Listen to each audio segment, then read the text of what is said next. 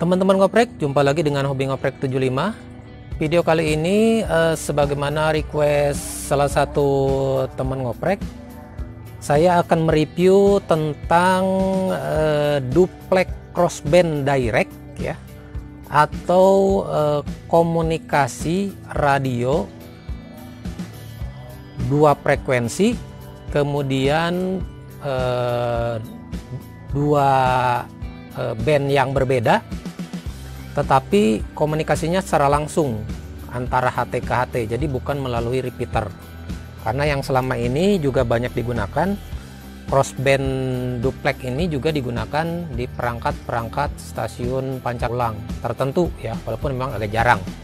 Biasanya tetap menggunakan duplex di band yang sama, kalau PHF, UHF, UHF. Nah, duplex crossband direct ini adalah juga merupakan salah satu alternatif berkomunikasi melalui radio ya, semi private, sebagaimana yang pernah juga saya ulas dulu. Hanya dulu kita memakai tune ya, memakai tune, memakai DCS, memakai CTCSS ya, seperti itu. Nah, di sini kita akan memanfaatkan menggunakan duplex crossband ya. Nah, mengapa ini disebut semi private, semi privat, semi privasi ya? Karena memang ketika ada orang men-tracking frekuensi kita, baik itu di band PHF atau di band UHF, itu salah satu lawan bicara masih bisa didengar, hanya salah satu tetapi ya. Tapi dia tidak tahu nih satunya lagi di frekuensi mana. Kalau dia men-tracking di band UHF atau PHF terus, tentu dia tidak akan menemukan frekuensi kirimnya ya, karena memang frekuensi kirimnya di band yang berbeda. Nah, ini juga ya memang agak sulit ketika di tracking, sehingga memang disangkanya nanti oleh orang yang men-tracking, nah ini orang ngobrol sendiri. Nah itu ya, jadi bisa agak semi privat juga. Nah, oke, kita lanjut dulu ya.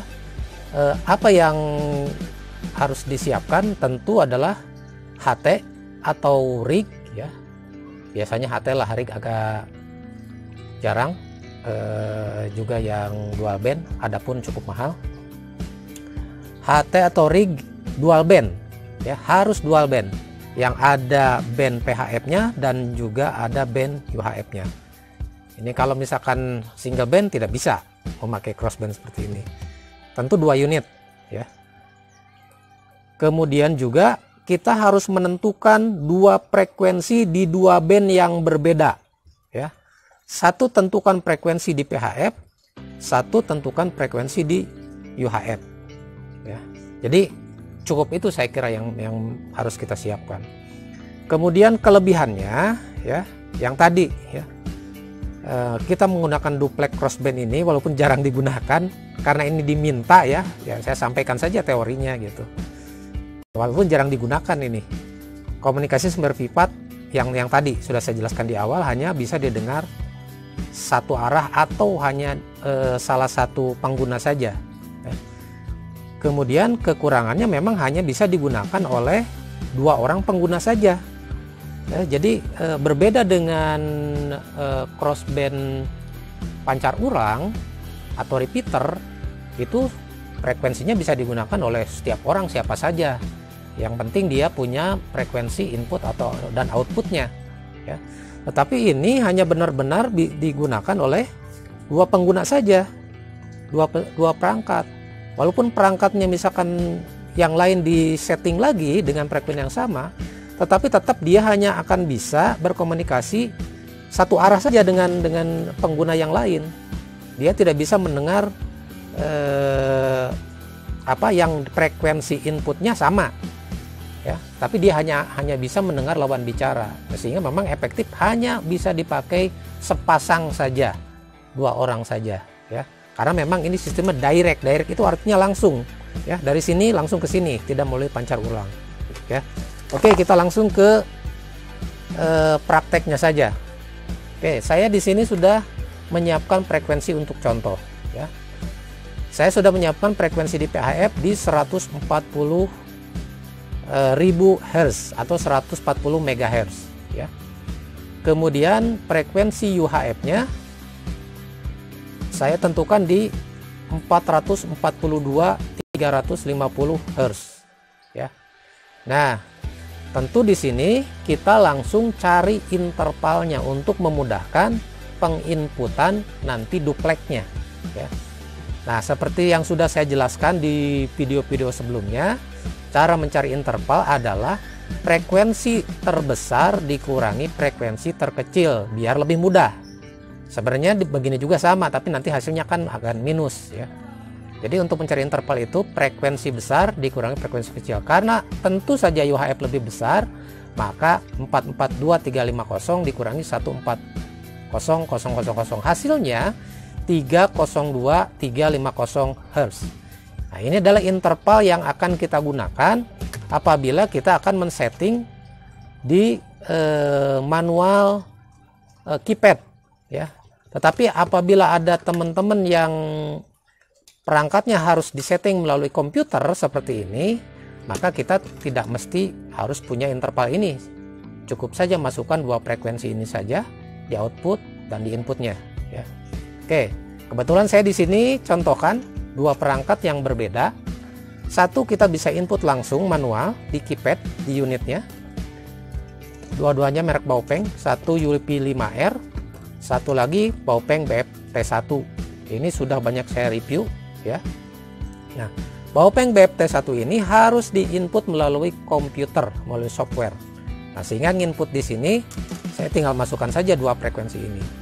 Tapi untuk input di UP5R tentu kita harus memasukkan interval.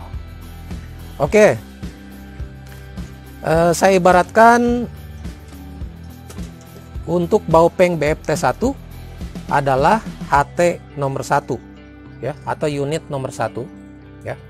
Maka kita tentukan saja output di HT ini adalah 442.350. Yang dimaksud output itu adalah frekuensi yang tertera di display. Jadi frekuensi yang akan kita dengar itu disebut frekuensi output ya.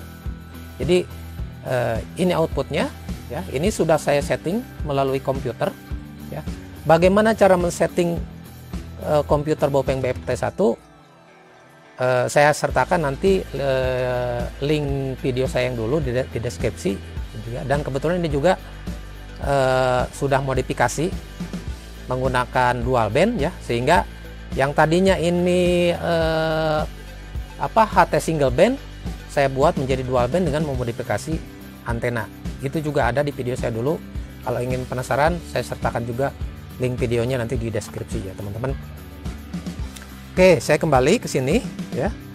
Nah, outputnya seperti tadi ini ya, di 442. Jadi kita gunakan output, inputnya di 140. Jadi outputnya kita gunakan UHF, inputnya kita gunakan VHF ya. Nah, karena ini sudah di setting komputer, maka untuk membuktikan inputnya kita akan tekan PTT ya. Kita tekan PTT. Nah, ini adalah inputnya 1400000. Nah, dupleknya, walaupun perangkat ini sudah tidak memerlukan karena setting komputer, dupleknya adalah karena output lebih besar dari frekuensi input, maka dari sini ke sini tentu berkurang, sehingga kalau kita harus memasukkan